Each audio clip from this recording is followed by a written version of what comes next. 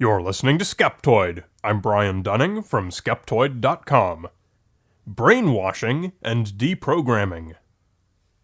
They reached their peak in the 1980s, a few elite specialists called deprogrammers. Their hotshot skill was as a sort of psychological exorcist, an expert at reversing the effects of brainwashing. Young people who were believed to have been forcibly brainwashed into joining cults, criminal organizations, or fringe movements could be deprogrammed in intense sessions, and thus restored to their former identities and value systems. It was a radical element of society that nobody talked about much, the sort of things that someone might tell you about in hushed tones. The idea that it's possible to be brainwashed is a frightening one, and the notion of heroic deprogrammers repairing the damage is pretty remarkable. But the skeptical mind is forced to wonder whether brainwashing is really as effective as depicted, and whether dramatic deprogramming is truly the only answer. Hollywood brainwashing usually takes the form of a virtuous person converted against their will into a mindless assassin. The Manchurian Candidate, The Bourne Identity, and even The Naked Gun have all followed this familiar formula. Deprogramming often made real life more thrilling than the movies, with midnight abductions, duct tape imprisonment in a basement, and harsh, sleep-deprived, antagonistic grillings.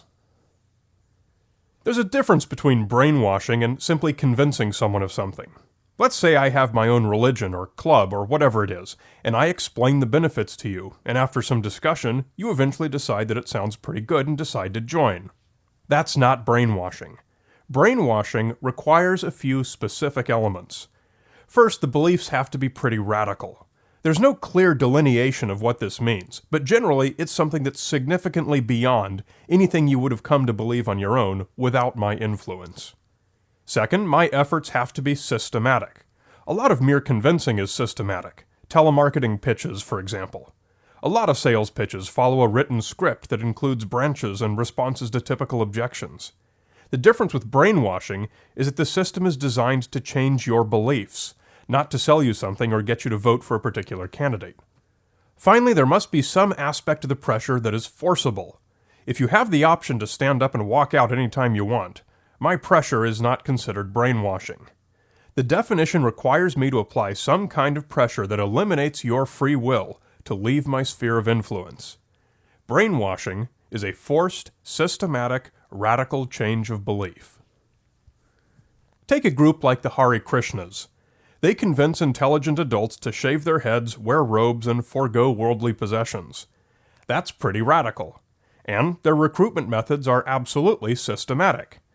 However, they generally don't force this onto anyone, so it's not brainwashing. Scientology is well known for its highly structured, methodical, and relentless recruitment. But for ordinary members, the beliefs they advocate are not at all radical, little different from Oprah-esque self-help Kool-Aid. Their bizarre space opera beliefs are kept from new members. It's not until you're already in and approach the cult within a cult, the Sea Org, that their recruitment qualifies as true brainwashing. The Sea Org is notorious for confining and isolating new members, imposing the uniforms and cutting off ties to family and friends. Radical, systematic, and forced. Patty Hearst is one of the most famous cases of brainwashing. A wealthy heiress, she claimed to have been kidnapped by a group of young political radicals calling themselves the Symbionese Liberation Army, with whom she later committed a number of bank robberies and killings. She was convicted of bank robbery despite her defense that she had been a victim of the Stockholm Syndrome, where hostages develop sympathy for their captors and tend to support them. But on the theory that she was not responsible because her indoctrination into the group did indeed qualify as brainwashing, her sentence was commuted by President Jimmy Carter, and later she was pardoned by President Bill Clinton. Brainwashing has also been practiced in wartime, most infamously by the Chinese upon American POWs during the Korean War. Their goal was to convert the prisoners into spokesmen for communism. This was done in 3 basic steps, all under great physical duress and exhaustion. First was to break down the prisoner's sense of self, eventually getting him to admit that he's not a killer, he's not here to hurt people, and that it was wrong for him to come to Korea as a soldier. Finally, his identity was in crisis. The second step was to offer him the possibility of salvation, along with some small gift like his first drink of water in days. He need only reject his former beliefs. The third phase was to rebuild the new self, with growing rewards as he embraced each new aspect of his good new identity.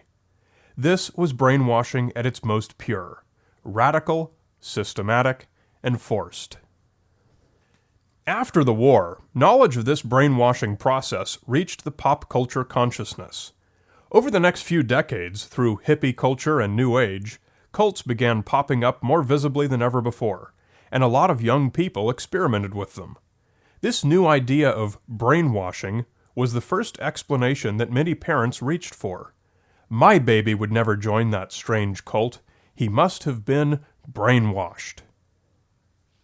And when there's a need, the market is quick to provide a solution. Deprogrammers appeared on the scene, presenting themselves as hired gun intervention superheroes, sometimes charging tens of thousands of dollars. They promised to reverse engineer the brainwashing and restore the former identity. The pioneer was Ted Patrick, whose own son was, as he described it, psychologically kidnapped by a cult. He was a lifelong activist who, when faced with this new threat, boldly created the whole subculture of deprogramming. He was hired hundreds of times by aggrieved parents. Patrick's methods began with a kidnapping, followed by physical restraint and forced counseling.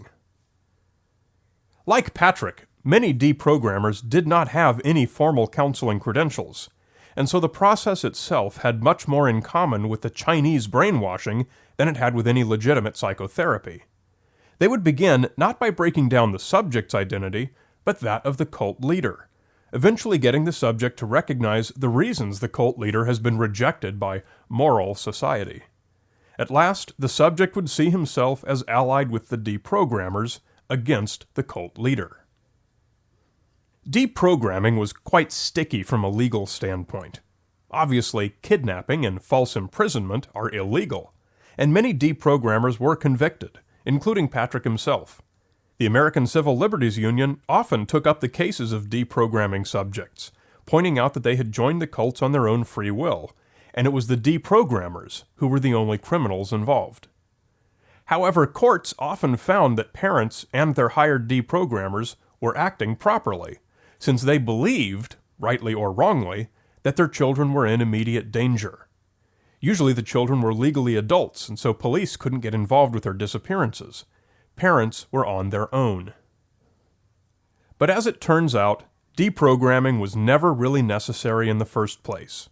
The majority of research into actual cases of brainwashing has found that the effect is temporary at its best, and completely ineffective at its worst. Sociologists note that no cults have ever made any significant progress, thus demonstrating that any brainwashing techniques they may try to employ are not very effective. According to census numbers and the religions that people report, even the most aggressive mind control recruiters, like Scientology, grossly overstate their membership. In 1961, 2 books came out by prominent researchers who had studied the effects of the Chinese brainwashing on American POWs. Psychiatrist Robert J. Lifton and psychologist Edgar Schein both found that most of the POWs had simply gone through the motions of saying and acting the way their captors wanted as a way to avoid punishment and obtain the rewards. Those few who actually did adopt the communist beliefs held them for only a very short time, and quickly reverted to their previous belief systems once they left captivity. Many deprogramming subjects turned out to have also been pretending to go along with the deprogramming, and returned to their cults shortly afterwards. The U.S. court system agrees, now ruling claims of brainwashing as inadmissible, similar to lie detector results. According to what the legal system calls the Fry test or Fry standard, sciences are only ruled as admissible evidence when they're in line with the general scientific consensus on the subject. In the case of brainwashing, this consensus comes from the American Psychological Association, which in 1987 withdrew a report they'd commissioned called the APA Task Force on Deceptive and Indirect Techniques of Persuasion and Control. Their withdrawal was based on the finding that the existence of brainwashing was not based on scientific and methodological rigor. They didn't say that it doesn't exist. They said there is insufficient evidence to conclude that it does. Consequently, when convicted Beltway sniper Lee Boyd Malvo tried the insanity by brainwashing defense in 2003, it didn't work. He would have had to prove that he'd been sufficiently dissociated from what he was doing that he had no conscious intention of killing the victims at the time he pulled the trigger. Malvo had undoubtedly been encouraged and indoctrinated by his fellow sniper, the older John Allen Muhammad, but the court found that his actions could not be excused. This finding endorses Patty Hearst's conviction, as it can't plausibly be argued that she had no conscious intention of robbing the bank, when she had numerous opportunities to walk away. So to sum it all up, brainwashing is probably not something you need to be too worried about. Although it's been tried, and taken very seriously, the evidence of its effectiveness simply isn't there. This makes deprogramming the solution to a problem that doesn't exist. Deprogramming is really just brainwashing under another name, and equally ineffective. Their midnight abductions may have been spectacular, but when you consider that their subjects were just ordinary young people who had made conscious decisions to try some new far-out lifestyle, the value of understanding the real science becomes clear. Of brainwashing and deprogramming, you should always be skeptical. You're listening to Skeptoid, a listener-supported program. I'm Brian Dunning from Skeptoid.com.